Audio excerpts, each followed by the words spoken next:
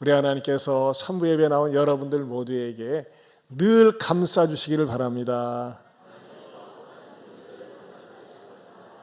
아멘.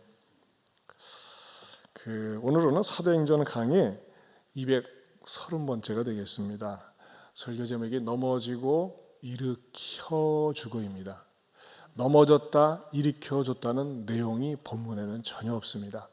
근데 성경을 이렇게 강해 설교를 하면서 저 자신이 은혜를 받는 것은, 오늘 같은 본문은 이제 세 번째 메시지를 준비했는데요, 일종의 기행문 같거든요. 어떤 사건이 있는 것도 아니고 스토리가 있는 것도 아니고 그냥 어떤 사실 관계를 쭉 스쳐 지나갑니다.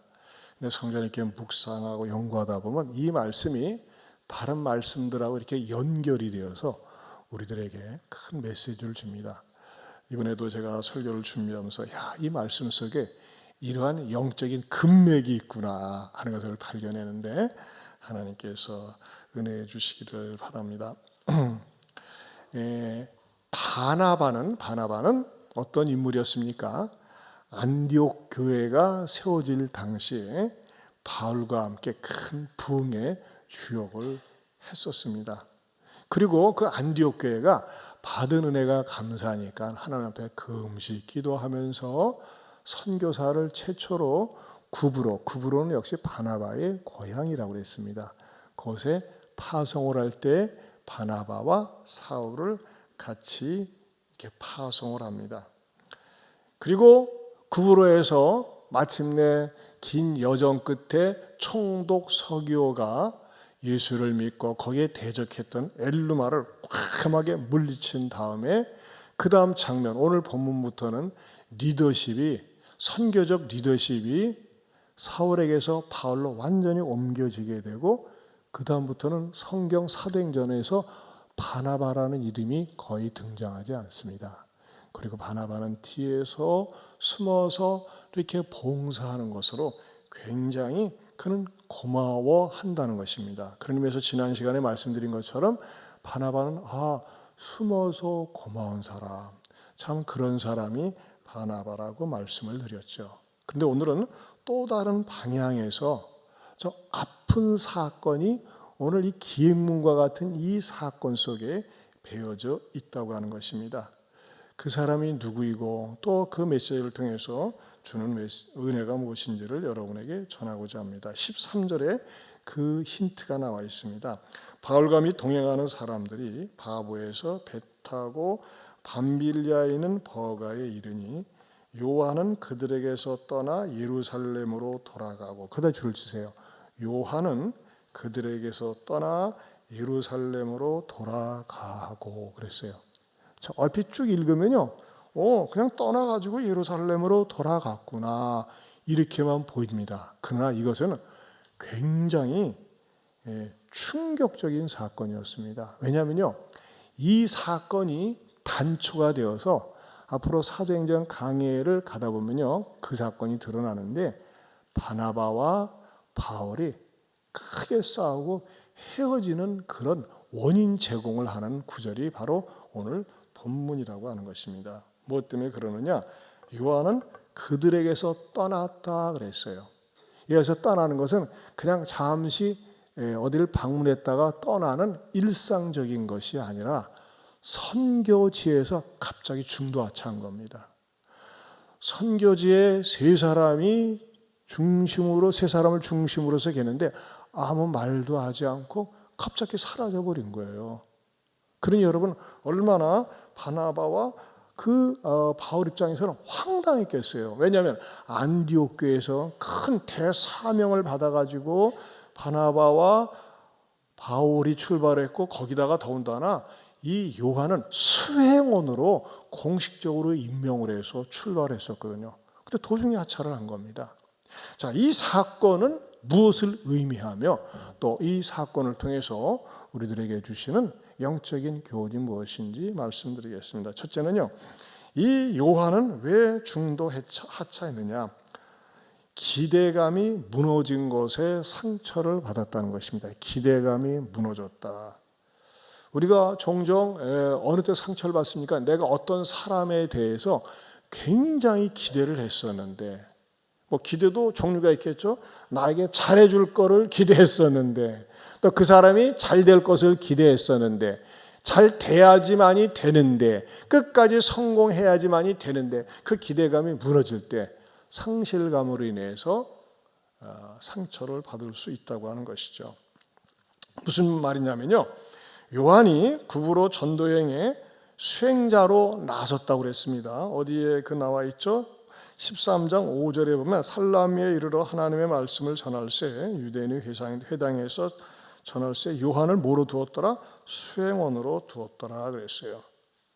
자, 그런데 이 요한을, 마가 요한을 수행원으로 적극적으로 쓴 사람이 누구냐? 바로 바나바였습니다. 왜냐하면 바나바와 이 마가 요한은 특별한 그 인척 관계였는데, 이 바나바와 마가가 왜 인척 관계가 되냐면요, 전에도 말씀드렸죠. 예수님께서 성만찬을 할 당시에 빌려주었던 공간의 주인이 마리아의 집이라고 했습니다. 그리고 120명의 초대교회 성도들이 모여서 집회를 할 때도 마가의 다락방, 즉 마가 어머니의 집이었어요. 그 마가 어머니가 마리아예요. 이 마리아라는 이름이 굉장히 흔한 이름이거든요. 예수님의 어머니 이름도 마리아고, 마가의 어머니도 바로 마리아였는데, 이 마리아와 바나바는 남매지간이었다는 겁니다. 남매지간이면서 부유한 남매지간이었어요. 아마 부모로부터 많은 유산을, 재산을 물려받았던 것 같아요. 그런데 그 많은 재산을 갖다가 다른 데 쓰지 않고 바나바는 초대교회에 헌신한 데 썼고, 마리아는 실제적으로 교회의 장소 제공이라든지 선교사님이라든지 주의 종들을 섬기는데 이렇게 썼다고 하는 것입니다. 이것은 어디에서 그 힌트를 얻을 수 있냐면 골로새서 4장 10절에 이렇게 나와 있습니다. 같이 봅니다. 나와 함께 갇힌 아리스도와 바나바의 생질 마가와 이 마가에 대하여 너희가 명을 받았음에 그가 이르거든 영접하라. 여기서 골로새서 4장 10절에 보면 바나바의 생질 마가라 그래서, 생질이라는 말 우리가 잘 쓰지 않는 말인데 조카라는 뜻입니다. 조카 마가, 즉 바나바와 마가는 조카와 외삼촌의 관계였다고 하는 것이죠.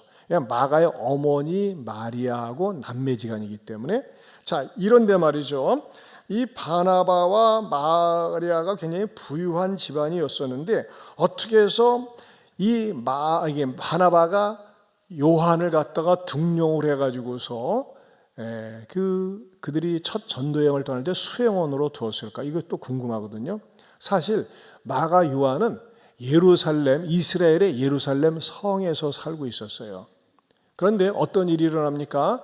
유대 온 땅에 극심한 가뭄이 일어났을 때 참 멀리 떨어진 안디옥 교회에서 헌금을 모아 가지고서 예루살렘 교회를 돕기 위해서 보냅니다. 그때에 돕기 위해서 대표성을 띠고 간 사람이 바로 바나바와 바울이었습니다. 자, 예루살렘 교회 가서 물질을 가지고 크게 격려를 하고서 다시 안디옥으로 돌아갑니다. 안디옥으로 돌아갈 때 바나바에게 눈에 띈 인물이 누구였느냐? 바로 마가 요한이었어요. 그래서 마가 요한한테 말이죠, 어떻게 하느냐? 사도행전 12장 25절을 보겠습니다. 같이 읽어봅니다. 바나바와 사울이 부주하는 일을 마치고 마가라 하는 요한을 데리고 예루살렘에서 안디옥으로 돌아오니라. 네, 부주하는 일을 마치고 마가라는 요한을 데리고 예루살렘에서 안디옥. 여러분, 예루살렘에서 안디옥까지의 거리는 몇 킬로 되는지 아세요? 480km입니다. 480km라면요, 개성에서 부산까지의 거리입니다. 교통수단이 뭐 승용차도 있었던 게 아니에요. 걸어서 또는 낙타 타고 말 타고 몇 날 며칠을 걸려서 갔겠죠. 왜 데리고 갔을까요? 마가는 부유한 집안의 아들인데 바나바가, 야 마가야, 네가 예루살렘 여기에서만 아늑하게 신앙생활하는 것도 좋지만 저 이방인 안디옥에 가서 안디옥 교회 가서도 신앙생활을 하고 네가 가지고 있는 은사를 가지고 활용하면서 섬기면 어떻겠니 하면서 그런 취지로 바로 요한을 데리고 예루살렘에서 안디옥으로 데리고 온 것입니다. 자, 이 모든 일을 주도적으로 한 사람이 누구라고요? 바로 바나바였습니다. 그런데 이 바나바와 바울이 안디옥 교회에서 선교사로 파송될 때 마가 요한이 수행원이었어요. 그런데 그 구브로에서 선교 사역을 마치고 또 제3의 장소로 오늘 본문에 등장하는 그 버가라고 하는 지역에서 비시디 안디옥으로 이렇게 장소를 옮길 때에 바나바의 존재감이 사라졌다고 그랬어요. 그렇죠. 이름이 생략되고 그 선교의 리더십이 어느 순간에 바울에게 옮겨진 거예요. 그런데 놀라운 사실은 바나바 자신은 상처를 안 받았어요. 당연하지. 바울이 나보다 능력이 있고 바울이 나보다 더 힘있게 복음도 전하고 쓰임 받으니까 당연하지 하면서 뒤로 물러서는데 막상 시종일관 바나바를 쫓아왔던 마가는 이게 뭐야 이게 우리 외삼촌이 지금까지 모든 일을 주도했는데 왜 외삼촌이 왜 빠지는 거야 이거 자존심 상하네 기분 나쁘네 하면서 말이죠 젊은 날개 혈기방장한데 말이죠 기분 나쁘다고 하면서 토라져가지고 돌아간 거예요. 토라져가지고 돌아갔다고 하는 근거를 어디에서 유추할 수 있느냐? 원래 안디옥 교회에서 구브로에 파송을 했다고 그랬어요. 그런데 말이죠, 버거라고 하는 지역에 이르면서 마가 요한이 어디로 가느냐? 오늘 보세요. 14절 하반절에 보면 13절 하반절에 보면 요한이 그들에게서 떠나 어디로 갔다고 그랬어요? 예루살렘으로 갔다고 그래서 여기에 단서가 있는 거예요. 자, 지도를 보세요. 지도를 보고 제가 알려드릴게요. 자, 다시 여러분 기억을 상기하기 위해서 안디옥에서 구브로 섬으로 파송을 해서 거기를 그만두고 훑으면서 1년 동안 전도를 했고 마침내 바보에서 총독 서기오 바울을 전도했다고 그랬어요. 그리고 거기서 임무를 마치고 어디로 간다고요? 버가로 갔어요. 화살표 따라오시죠? 갔는데 여기에서 뭐예요? 기분 나쁘다니까는 왜 리더십이 우리 외삼촌에게 그대로 있지 않고 바울에게 가는 게 하면서 원래는 버가에서 그를 파송했던 안디옥으로 갔어야 되는데 훌쩍 말이요 예루살렘으로 와버렸어요. 쭉 보세요. 머나먼 길을 와버렸다니까요. 자, 지도를 보니까 딱 무슨 말인지 감이 잡히시죠? 이해가 되시는 분은 머리를 위아래로 끄덕끄덕, 도무지 이해가 안 된다는 분은 옆으로 설레설레 보세요. 이해가 되십니까? 네, 그렇죠. 자, 이 지도를 보면서 여러분들이 쉽게 이해가 될 수 있다고 하는 것입니다. 마가가 삐쳤어요. 아니, 바울 전양반은 우리 외삼촌의 새카만 후배고, 또 나이도 젊은 사람인데 어떻게 우리 외삼촌을 제끼고 지가 앞장서서 하냐 이거야. 하나님이 시킨 건데도 불구하고 이것 때문에 상심이 됐다고 하는 것입니다. 자, 여기에서 우리가 발견할 수 있는 중요한 영적인 진리가 이렇게 담겨져 있어요. 뭡니까? 이 마가 요한을 바나바와 바울과 함께 보낼 때는 복음을 위한 하나님의 수행원으로 보낸 것인데 시간이 지나면서 누구 편에 찰싹 달라붙어 있어요? 바나바 편에 붙어 있으면서 바나바의 위상이 떨어지니까 자기의 믿음도 떨어지고 그러면서 되돌아갔다고 하는 것입니다. 여러분, 종종 그럴 수가 있어요. 너무나 사람을 바라보고 교회를 다니면요, 그 믿었던 사람한테 우리말 경원에도 그런 거 있잖아요. 믿는 도끼에 발등 찍힌다고. 특별히 교회 생활이 그렇습니다. 교회 생활을 하면서 말이죠, 종종 교회를 개척을 하면서 막 온몸과 마음을 바쳐서 했는데 담임 목회자가 자기를 알아주지 않느니 몰라주느니 하면서 상심이 돼가지고 교회를 떠나고 개척교회가 안 되는 요인들 가운데 그런 게 굉장히 많이 있습니다. 자기 공을 내세우는 거예요. 내가 이 교회를 세웠는데 하면서 말이죠. 종종 또 그런 경우도 있어요. 교회가 세습을 합니다. 아들한테 세습을 하든지 사위한테 세습을 하든지 그렇게 하면서 말이죠. 교회가 사람 중심이 되는 거예요. 그리고 시간이 지나면서 보면 가만히 있어봐. 이 교회는 완전히 목사님 친척국들로 이루어졌네 하면서 교회가 말이죠. 그들 중심으로 똘똘 뭉치면서 교회가 부흥되지 않고 흩어지는 것을 봅니다. 왜? 사람 중심의 수행한 역할을 했기 때문에 그렇다고 하는 것입니다. 여러분, 중요한 것이 있습니다. 우리는 말이죠, 교회 생활을 하면서 사람 중심, 인간 중심의 수행한 역할을 하게 되면 어떤 일을 겪게 되느냐? 반드시 흩어지고 분열되게 되어 있습니다. 저는요, 제가 목회를 하면서 정말 다양한 분들을 많이 보고 만났어요. 저 예안교회만 22년째 하는데 정말 잊지 못할 한 여인들이 있습니다. 두 여인들이 말이죠, 얼마나 친한지 몰라요. 교회 올 때도 같이 오고 갈 때도 같이 나가고 점심도 같이 먹고 끝나고 나서 주중에서도 같이 만나고 카페도 같이 가고 쇼핑도 같이 가고 구두도 같이 사고 가방도 같이 사고 얼마나 친한지 몰라요. 죽고 못 살아요. 정말 죽고 못 살아요. 친밀한데 어느 순간에 우리 교회 안 나오기로 했어요. 헤어지는 거예요. 왜냐했더니 돈이 들어가 있어요. 돈이 너무 가깝다 보니까 야, 네 은하 돈 좀 꿔줘, 빌려줘, 갚을게.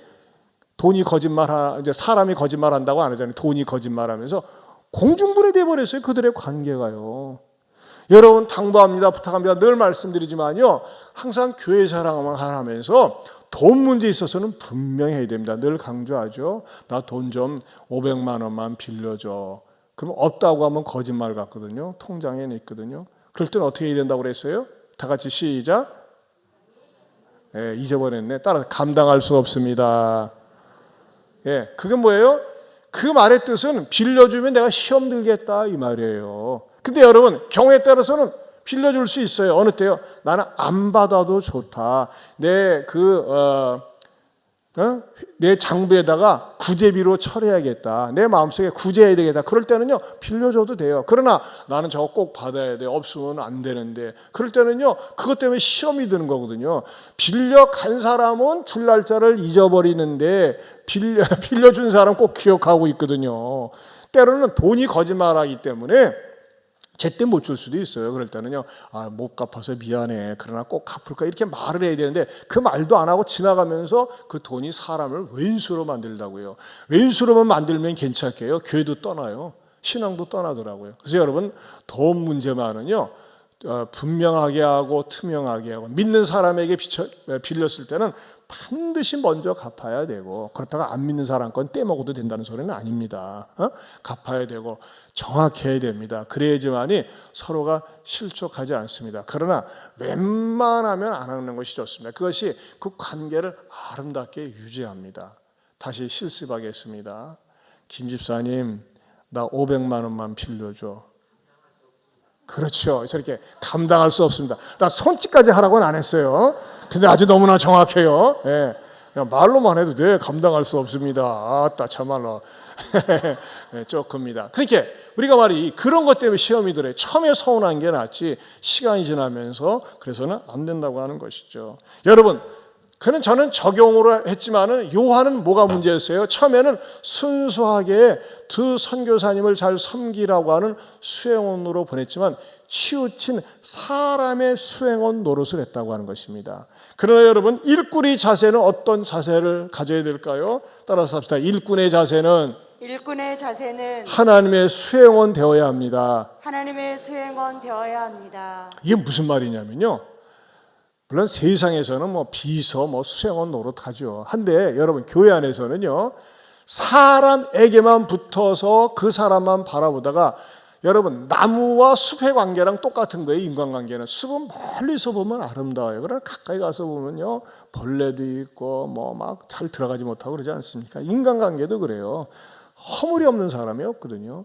근데 그 사람에게만 붙어서 사람의 수행원 노릇하다가 그 사람의 성품이라든지 이전에 발견하지 못했던 거 알게 되면서 싸우게 되고 헤어지고 멀어지고 그러는 거 아니겠어요? 때로는 원수가 되고. 그러나 여러분, 일꾼의 자세는 하나님의 수행원이 되어야 한다는 말이 무슨 말이냐면요, 때로는 내가 상처를 받아도 어려움을 겪어도 하나님을 바라보면서 일어설 수 있다는 겁니다. 사람이기 때문에 그럴 수 있지, 사람이기 때문에 연약하지 하면서 툴툴 털고 일어서는데 그 속에 하나님이 없이 사람만을 바라볼 때는 넘어진다니까요, 쓰러지는 거예요. 그러면서 사랑하는 성도 여러분, 우리 모두가 사람의 수행원 이상으로 하나님의 수행원이 될 수 있기를 축원합니다.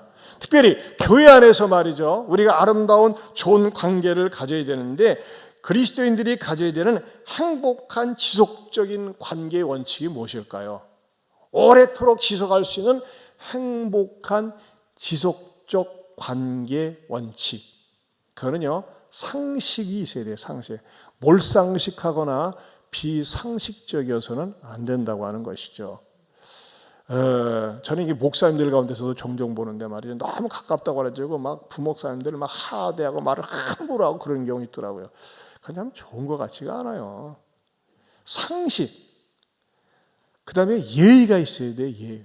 위아래 사람의 예의가 있어야 되고 서로 간에 예의가 있어야 됩니다.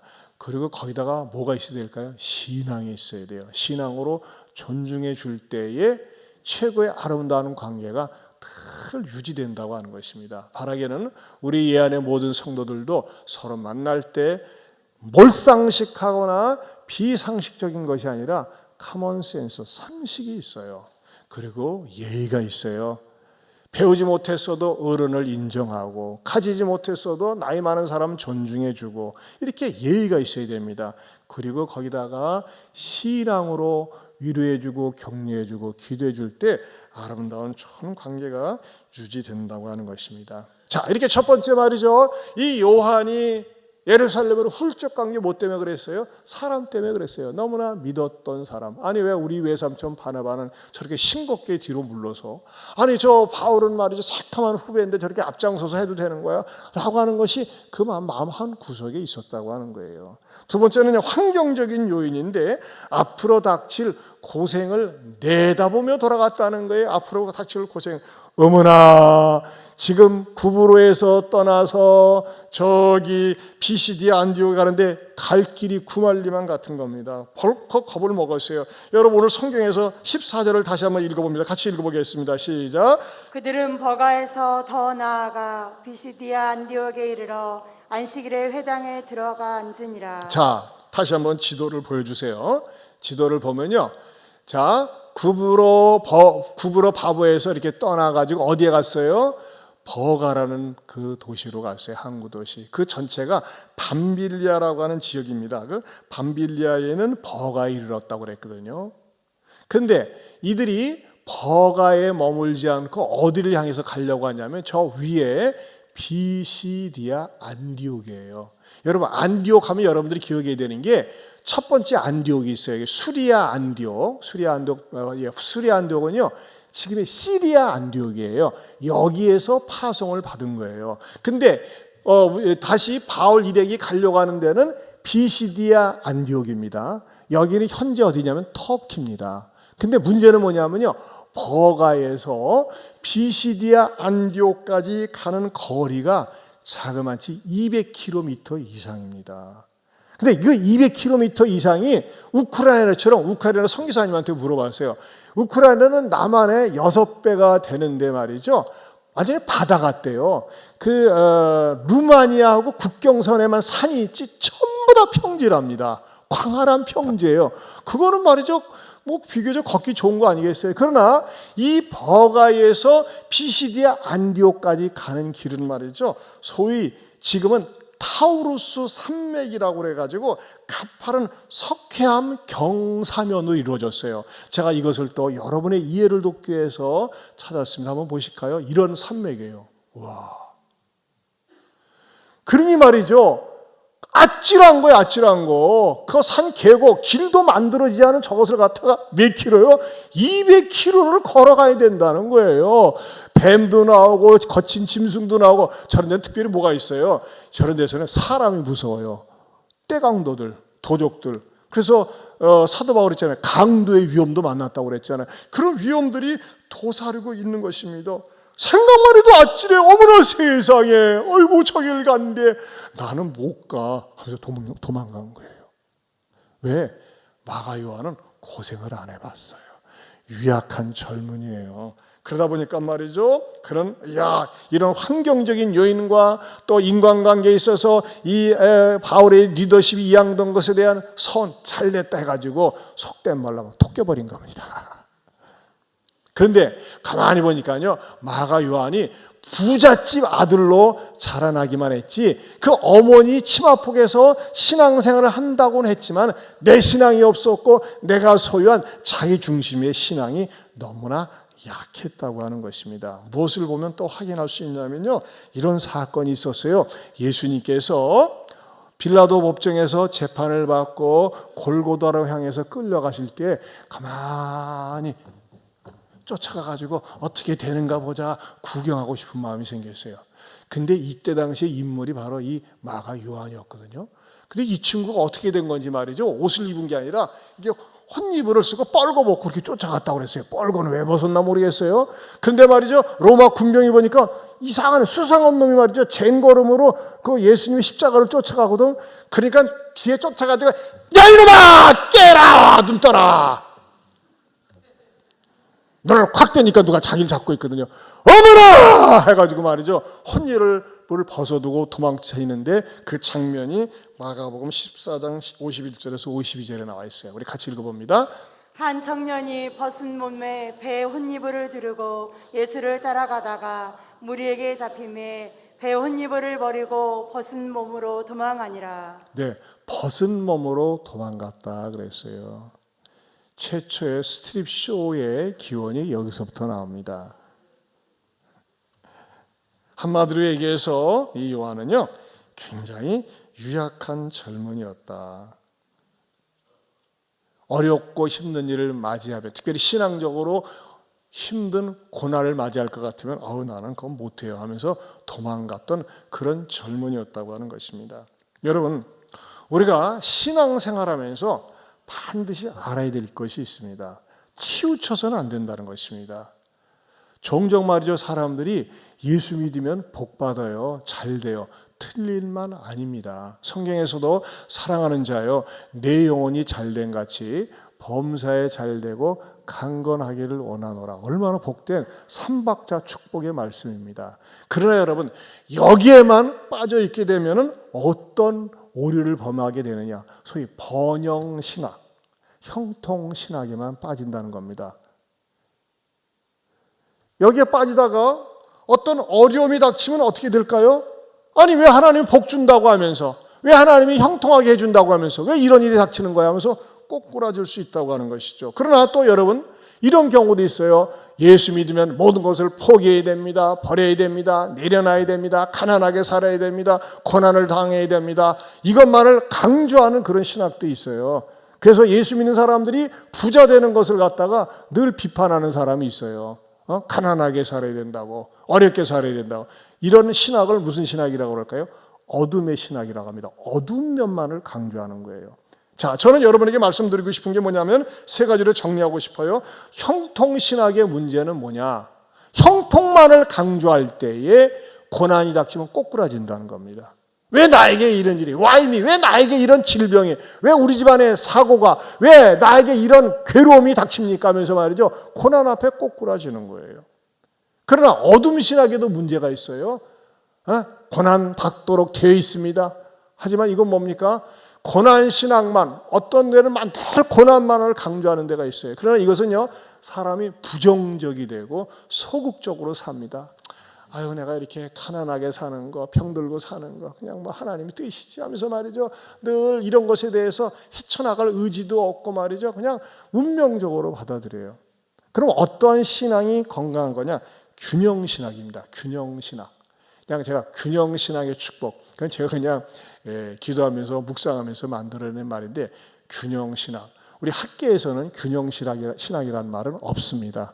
그냥 제가 이렇게 기도하면서 만든 거예요. 뭐냐면요, 예수 믿는 사람도 얼마든지 고난이 와요.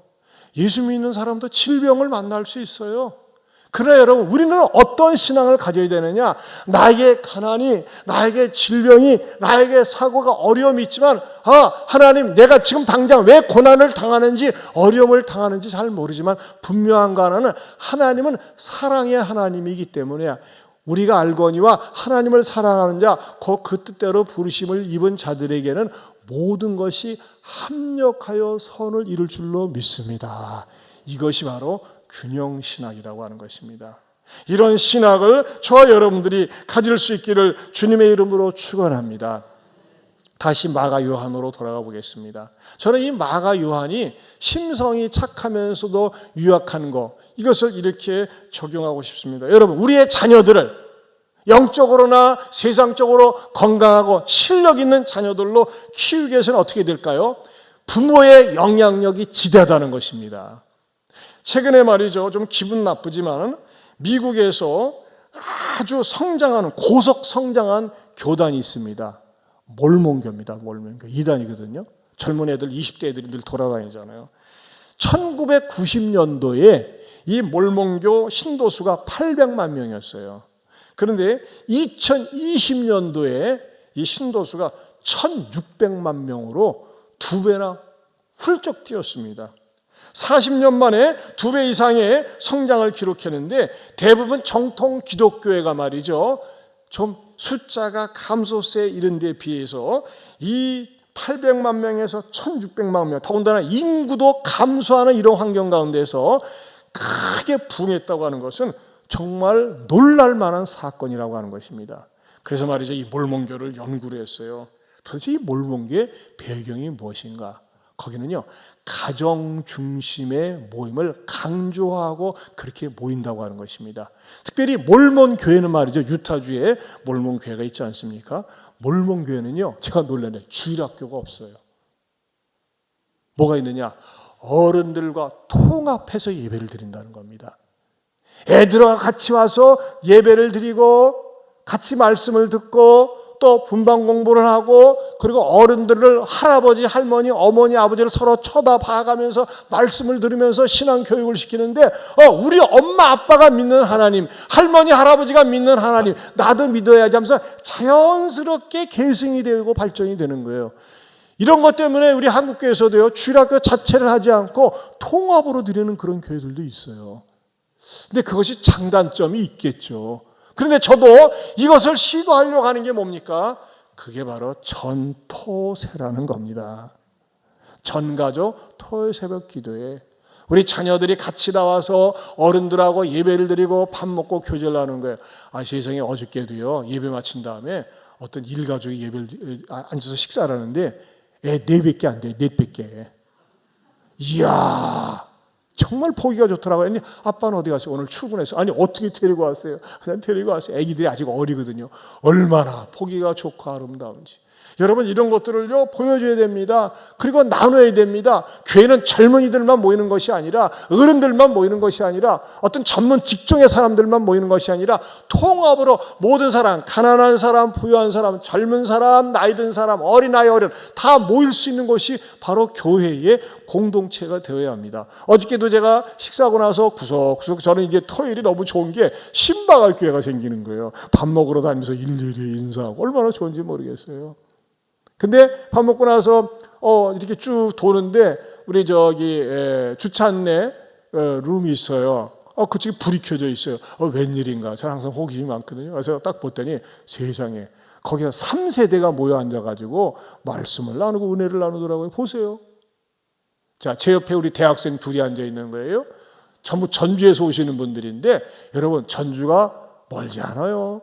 우리 장로님, 집사님 이렇게 3세대가 앉아가지고 이렇게 포도송이 따먹으면서 어떻게 지내는지 물어봐주고 격려해주고 기도하는 게 얼마나 아름답습니까? 여러분들이 토요일날 같이 나와서 이런 시간을 가지세요. 그리고 말이죠, 이 지난 특세 때 애들과 더불어 나와서 예배를 드리는데 애들이 말이죠, 조는 것 같지만, 주무시는 것 같지만, 자빠져 자는 것 같지만 다 들어요. 다 듣고 맑게 알아듣고 말이죠. 그러면서 애들이 놀 때 교회에서 계속해서 배운 거 가지고 지들 자신도 모르게 노는데 이렇게 놀고 있더라고요. 자르게 하셨더라.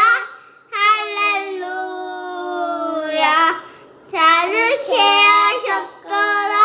세계 저주 흐듯이 주때 구원인 거야. 주 예수 날 찬송하. 기도하시라. 주여, 주여. 얼마나 이뻐요. 네 집 자식인지 저한테 알려주시는 분에게는 오늘 점심 때 특별한 메뉴를 드리겠습니다. 애들이 놀아도 교회 놀이, 통성기도 하고 찬양기도 하고 얼마나 여러분 이런 게 알게 모르게 아이들에게 다 배워지면 말이죠. 어떻게 됩니까? 정말 주 예수보다도 귀한 분은 없다고 마음속에 새겨지면서 하나님 나라와 세상에서 존귀한 인물로 쓰임받게 될 줄로 믿습니다. 세 번째로는요, 복된 이끄미의 사랑을 받는다고 하는 것입니다. 복된 이끄미의 사랑을 받는다. 만약에 오늘 본문이 말이죠, 마가가 사람 때문에 기대감이 무너진 것 때문에 실망해서 돌아가고, 또는 갈 길이 구말리야 200km 세상에 걸어서 못 가, 그런 환경 때문에 돌아간 것으로 끝났다면 그러면 참 마음을 아프게 하죠. 근데 기승전결, 끝이 좋아요. 기독교는 이겁니다. 항상 끄트머리입니다. 따라서 끄트머리. 여러분, 끄트머리가 무슨 뜻이라고 했어요? 끝에 가서 머리가 되는 거예요. 어떻게 해서 그런 일이 발생했을까요? 제가 다시 이렇게 계시 의존 사색 상상력을 동원해서 기도하는 가운데서 성령님이 가르쳐 주신 것을 여러분에게 말씀을 드리겠습니다. 자, 보세요. 마가가 분명히 자랑스러운 내 아들 하나밖에 없는 마가가 바울과 바나바 이렇게 목사님들을 중심으로 해서 선교여행을 수행원으로 가는데 지금도 열심히 잘 하겠거니라고 마가 어머니가 기도하고 있는데 어느 날 마가가 예루살렘에 쑥 들어왔어요. 너 웬일이냐?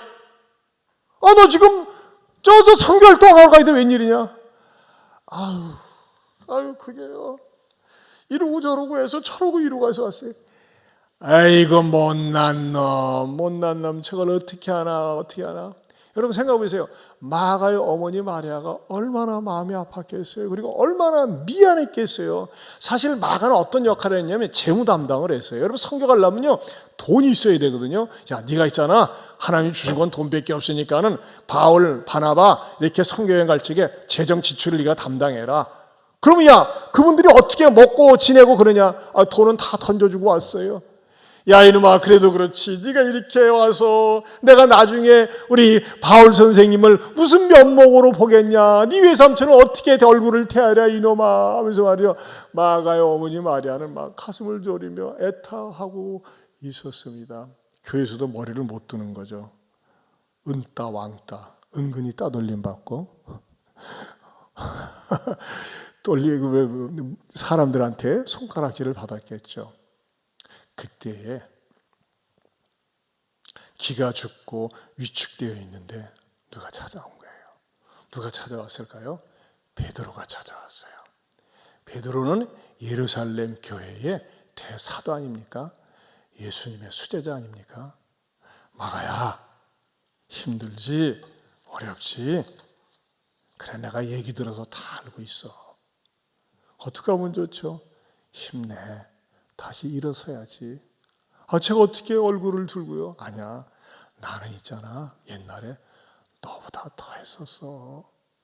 나는 말이야, 옛날에 예수님의 수제자인데 세상에 예수님이 십자가에 지기 전에 빌라다 법정에서 신문을 받을 때 누가 나한테 와서 당신도 예수 편 아니냐고 했을 때 펄쩍펄쩍 뛰고 소리 지르고 심지어는 악담과 저주까지 했단다. 내가 얼마나 나쁜 놈인지 몰라. 근데 예수님이 나에게 찾아오셔서 나를 용서해 주시고 나를 이렇게 세워주셔서 이렇게 주의를 하게 된 것 아니겠니? 자, 나랑 더불어 같이 동역하면 어떻겠니? 하면서 베드로는 마가를 이끌어줬다는 것입니다. 무엇을 보면 알까요? 이 베드로가 일으켜 세워준 것 때문에 베드로가 나중에 로마에 가서 순교하기 직전까지 설교를 할 때마다 옆에서 동시 통역을 해준 사람이 마가였습니다. 베드로는 헬라어를 몰라요. 그러나 마가는 말이죠, 그 이국적인 분위기에서 자라났기 때문에 헬라어에 능통하다 보니까는 베드로의 설교를 통역을 해주었습니다. 통역만 해주었습니까? 베드로의 마음을 헤아리는 거예요. 베드로 선생님, 예수님의 수제자였는데 예수님과 다니면서 어떤 일이 있었어요? 무슨 일을 하셨어요? 예수님에 대해서 좀 많이 좀 알려주세요. 들려주세요 하면서 말이죠. 부지런히 묻고 따라다니면서 그가 나중에 무엇을 했습니까? 마가복음을 기록합니다. 마태, 마가, 누가복음 신약성경에서 처음에 등장하는데 마태복음이 제일 먼저 기록된 게 아니에요. 마가복음이 원저자라고 합니다. 누굴 통해서요? 베드로를 통해서 직접적으로 받은 거예요. 자, 이런 관계가 되다 보니까 베드로가 마가를 나중에 어떻게 부르는 줄 아십니까? 베드로전서 5장 12절에서 13절입니다. 같이 보겠습니다. 내가 신실한 형제로 하는 신뢰안으로 말미암아 너희에게 간단히 써서 권하고 이것이 하나님의 참된 은혜임을 증언하노니 너희는 이 은혜에 굳게 서라. 택하심을 함께 받은 바벨론에 있는 교회가 너희에게 문안하고 내 아들 마가 요한도 그리하느니라. 세상에 마가를 갖다 뭐라고 불러요? 내 아들이라고. 여러분, 베드로는 장가를 갔어요. 자기 부인도 있어요. 근데 자기 아들에 대해서 한 번도 언급한 적이 없어요. 아들을 안 낳는지 있는데 시시해서 안 기록하는지 모르지만 어쨌든 아들에 대한 기록은 없는데 유일하게 마가를 향해서 내 아들이라고 그랬어요. 여러분, 우리가 일반적으로 사람들한테 인사할 때 아버님, 아버님, 아들, 아들 그렇게 할 수 있지만 여러분, 그게 쉬운 게 아니거든요. 근데 더군다나 이 공개적인 문서에다 내 아들 마가라고 얘기하는 것은 뭡니까? 그만큼 끔찍이 마가를 사랑하고 뗄래야 뗄 수 없는 관계가 마가와 베드로의 관계로 격상되었다고 하는 것입니다. 한 걸음 더 나가서 바울은 말이죠, 마가가 자기를 버려두고 도망치다시피 떠난 사건 때문에 가슴이 아팠는데 계속 들려오는 소식은 뭡니까? 그가 회개하고 베드로의 통역자로서 동역자로서 하나님의 수행원으로서 일을 하고 더군다나 베드로가 아들로 삼을 정도로 일을 한다는 소식을 듣고 나도 마가와 같이 일하고 싶다. 마가를 불러오너라. 그러면서 마가에 대한 어떤 마음을 품는 줄 아세요? 그가 죽기 전에 마지막으로 썼던 서신이 유언처럼 썼던 서신이 디모데후서 4장 11절인데 이렇게 마가에 대해서 이야기하고 있습니다. 보겠습니다. 시작. 내가 올 때 마가 요한을 데리고 오라. 그가 나 바울의 일에 유익하니라. 옛날에는 유익하지 않았어요. 그냥 나의 일에 유익하다고 공개적으로 인정을 해주고 있습니다. 사랑하는 성도 여러분, 오늘 메시지에서 우리들에게 주시려고 하는 아주 중요한 포인트가 뭘까요? 여러분, 의외로요, 우리가 인간관계에서 실망해서 섭섭해서 상처를 줘서 넘어진 사람들이 많이 있습니다. 가족 가운데 넘어진 사람이 있어요. 자녀들 가운데, 남편 가운데, 아내 가운데. 또는 교회 생활하다가 목사들한테 상처받아서 넘어진 경우도 있어요. 또는 환경 때문에 도무지 이런 환경을 이길 수 없어서 내가 이 환경에 있으면 질식할 것 같으니까 도망치고 싶어서 빠져나오는 그런 사람도 있습니다. 여러분, 넘어져 있는 사람들 방치하지 마세요. 성령님께서 제게 지금 말씀을 주시는 것 같아요. 여러분 가운데 별거 상태에 있는 분 계세요. 나는 도무지 내 아내하고 성격이 맞지 않아서 남편하고 맞지 않아서 못 살겠어요 하면서 말이죠, 별거 상태에 있는 분도 있어요. 그래가지고 새 장가 가볼까? 새 아내 맞이해볼까? 여러분, 그놈이 그놈입니다. 여러분, 용서하고 받아주세요. 나한테도 문제가 있는 거예요. 여러분, 저는 베드로가 마가를 끌어안을 때 마가야, 나는 더 나쁜 놈이었어. 너는 도망만 쳤지. 나는 이 주둥아리로 예수님을 원망하고 저주하고 악당까지 했던 놈이야. 그런데 주님이 용서해 주셨어. 마가야, 하나님이 널 용서해 주셔. 하나님이 너를 받아주셔. 예수님 품으로 나와봐. 그럴 때 마가가 다시 일어설 수 있었고, 마가는 동역자 베드로의 아들까지 되고 바울에게 있어서 유익한 자라고 인정을 받았다고 하는 것입니다. 여러분, 그렇다면 이 사건이 성경에서 일어나는 마가와 베드로의 사건으로 끝나서야 되겠느냐 이겁니다. 아닙니다. 이 성경이 살아있는, 시퍼렇게 살아있는 하나님의 말씀으로 역사가 일어나도록 하기 위해서는 여러분의 삶의 현장 속에서 축 처져 있고 내려앉아 있고 의기소침해 있고 넘어져 있는 사람들을 외면하지 말라는 것입니다. 여러분들이 찾아가서 일으켜 세워주세요. 내가 용서받았지 않습니까? 내가 은혜를 받지 않았습니까? 나 같은 인간을 구원해 주지 않았습니까? 예수님께서 나에게 찾아와 주셔서 나를 세워주셨는데 내가 왜 못 품고, 내가 왜 못 끌어안고, 내가 못 일으켜 세워줄 수 없단 말입니까?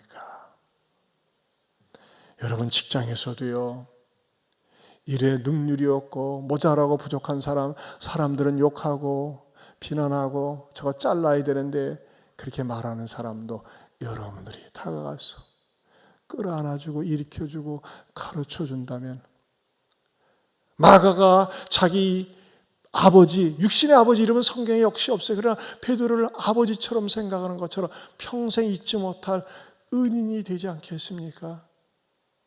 사랑하는 성도 여러분, 우리 주변에는요 너무너무 넘어진 사람들이 많아요. 일어서지 못하는 사람들이 많습니다. 그 사람들에게 가서 내가 손 내밀어서 몇 마디 말을 하면서 일으켜준다면 그것처럼 행복하고 아름다운 일이 있을까요? 기도하겠습니다. 하나님 아버지, 감사합니다. 오늘도 말씀을 통해서 들려주시고 깨닫게 해주시고 찔림받게 해주심을 감사합니다. 말씀을 들은 거로 끝나는 것이 아니라 마음의 감동으로 와닿고 깨달음으로 와닿고 실천함으로 순종함으로 깨달으면서 회복의 역사가, 내가 손을 내밀어 일으켜주는 역사가 있게 하여 주시옵소서. 예수님 이름으로 기도합니다. 아멘. 우리 인생길 험하고 마음 지쳐 살아갈 용기 없어질 때 우리 찬양 같이 한번 부르겠습니다.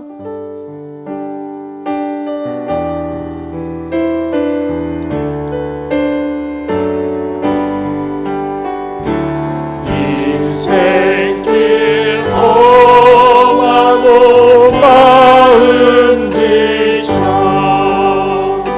살아갈 용기 없어질 때 너 홀로 앉아서 탄식지 말고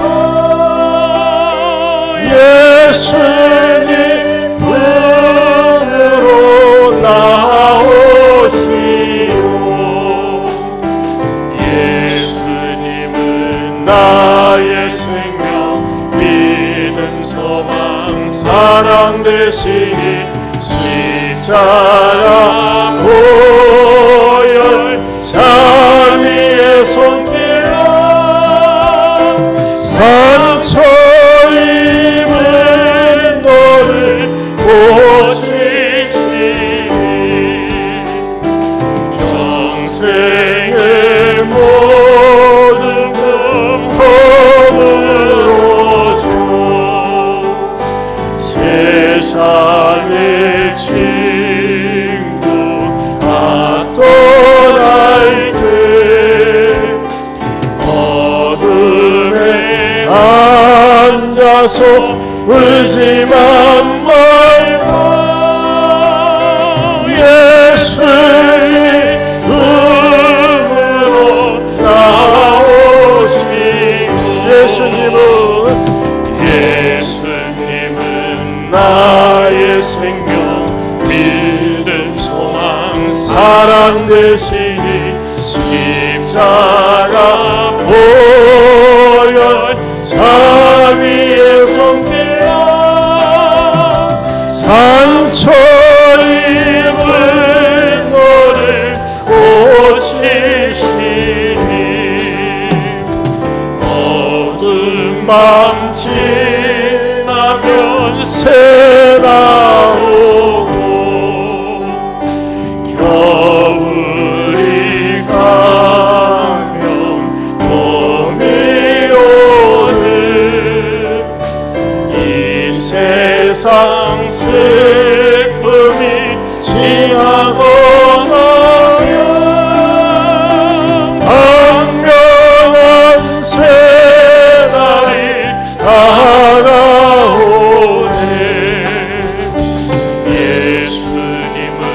나의 생명 믿음 소망 사랑 되시니 십자가 보혈 자비의 손길로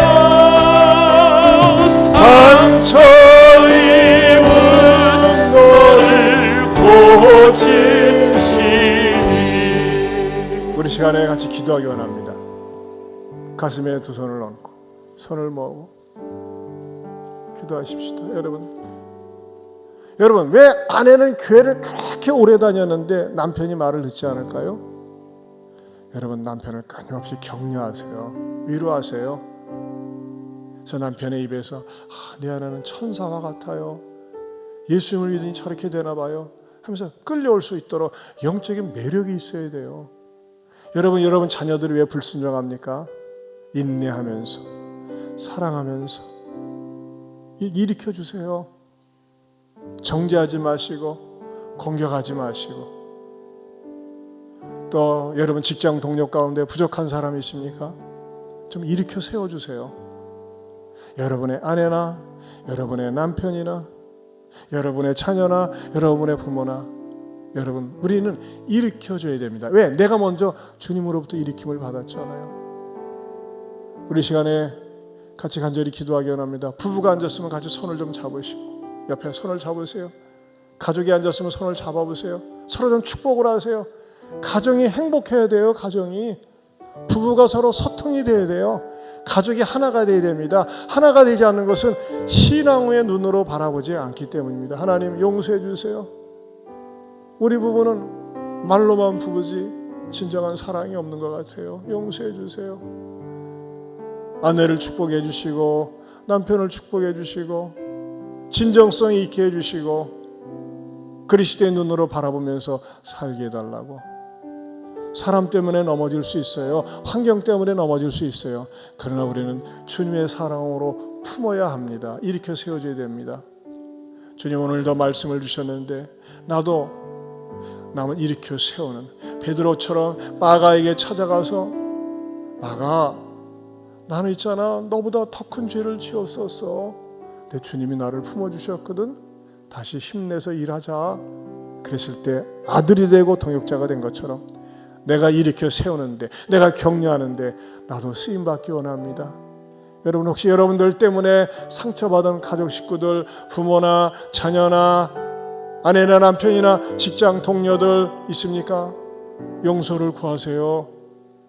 그리고 여러분이 손을 먼저 내미세요. 우리 주신 말씀 붙들고 주님 내가 먼저 일으켜 세우길 원합니다. 내가 품기 원합니다. 용기 주시고 담대함 주시고 하나가 되게 달라고 우리 주여 한번 부르고 통성으로 기도합니다. 주여 하나님 아버지 감사합니다.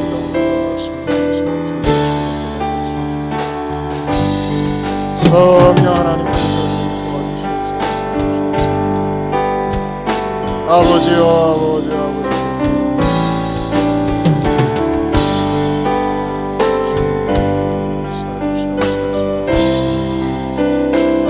아버지